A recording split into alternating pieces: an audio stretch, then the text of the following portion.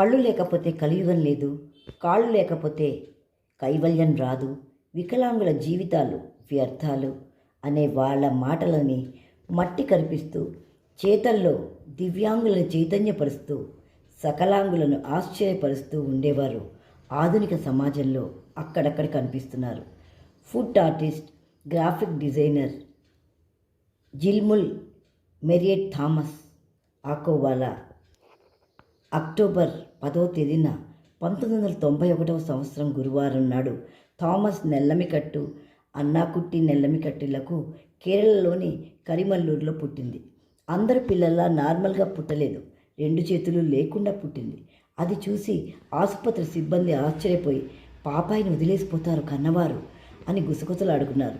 Doctor అది విని బాధపడి, అయ్యో పాపం, నేనే పాపకి ఇంకేదో మార్గం చూపనా అని అడిగింది. తండ్రి వద్దన్నాడు. కళ్ళు కాళ్ళు చేతులు ఏవీ లేకున్నా కడుపున పుట్టిన బిడ్డే కదా అని పాపని ఎత్తుకుని ఇంటికి తీసుకెళ్ళిపోయాడు. ఆమె చదువులో ఏక సంతాగ్రాహిగా ఉండేది. బిఏలో గ్రాఫిక్స్, యానిమేషన్ డిజైనింగ్లో చేరింది. విద్యార్థినిగా ఆమె అసమాన తెలివితేటలు చూసి స్నేహితులు అధ్యాపకుల పాఠాల కంటే ఈమె నోట వినే ఎన్నో నేర్చుకునేవారు. అరటిపండు ఒలిచిపెట్టినట్టుగా అంత చక్కగా చెప్పే ఆమె మిత్రురాలు కావడం వారందరికీ గర్వకారణంగా ఉండేది. ముఖ్యంగా కంప్యూటర్ నాలెడ్జ్లో ఆమె తర్వాతే ఎవరైనా. డిగ్రీ అవుతూనే ఉద్యోగాలకు అప్లై చేసింది, కానీ ఎక్కడా రాలేదు. వస్తుంది అంటేనే ఆశ్చర్యం, కానీ రాకపోతే ఆశ్చర్యం ఉంది. పాపకి కేవలం 4 ఏళ్ల వయసుండగా క్యాన్సర్తో తల్లిపోయింది. అసలే దివ్యాంగురాలు, ఆడపిల్ల అయినా కూడా ఆమె పరిస్థితి అలా అవ్వడంతో మెర్సీ హోమ్కి పంపాడు తండ్రి. అక్కడ సిస్టర్ మార్వెల్లా తనని అద్భుతంగా తీర్చిదిద్దింది. ధైర్య సాహసాలు, కాళ్ళతో చేయలేనిది ఏదీ లేదన్న యోచన, కార్యాచరణ అన్నీ ఆమె నుండే అభ్యసించింది పాప. ఓటమి అడుగడుగునా వెక్కిరిస్తుంది అని వెనక్కి తగ్గకు, నీ కాళ్ళు వెనక్కి తీసుకోకు, ఎవరెంత వెక్కిరించినా మనసులోకి లాక్కోకు, చేతులు లేవని చింతించకు, నీ కాళ్ళని మరింత ఇంకింత బలంగా ఉంచుకో, వాటిని చేతులతో సమానంగా నీకు నువ్వే తర్ఫీదు ఇచ్చుకో అన్న ఆమె మాటల్ని మంత్రవాక్యాలుగా తీసుకుంది పాప. తన పనులు అన్ని కాళ్ళతో చక్కగా చేసుకోవడం అలవర్చుకుంది.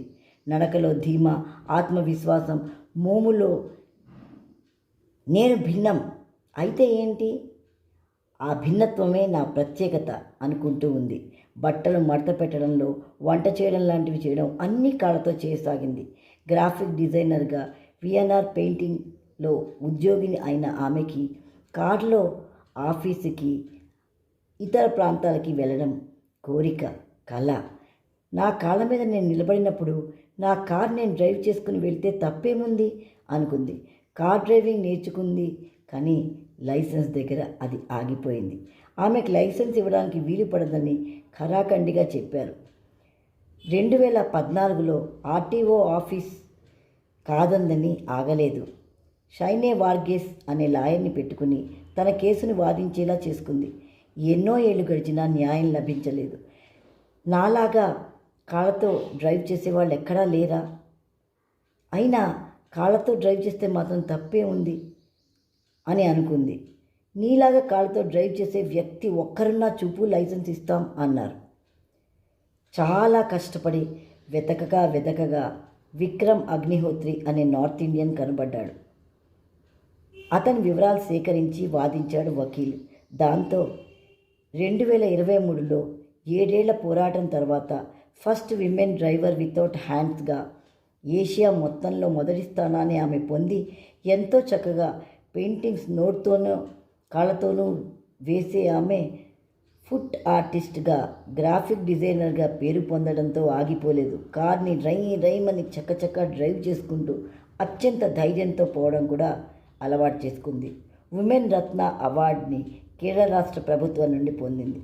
బెస్ట్ పెయింటర్ అవార్డుని అందుకున్న ఆమె, నా కార్తో ముందుకు పోవడం నా లక్ష్యం, నా కాళ్ళే నన్ను నడిపిస్తాయి, పని చేయిస్తాయి, ప్రభావితం చేస్తాయి అని అడుగడుగునా ధైర్యంగా చెప్పే ఈ విశేష వ్యక్తిని ఇంటర్వ్యూ చేసే అవకాశం ఇచ్చిన దివ్యాంగ సామాజిక వేదికకి ధన్యవాదాలు తెలుపుకుంటోంది మీ శోభా గురజాల.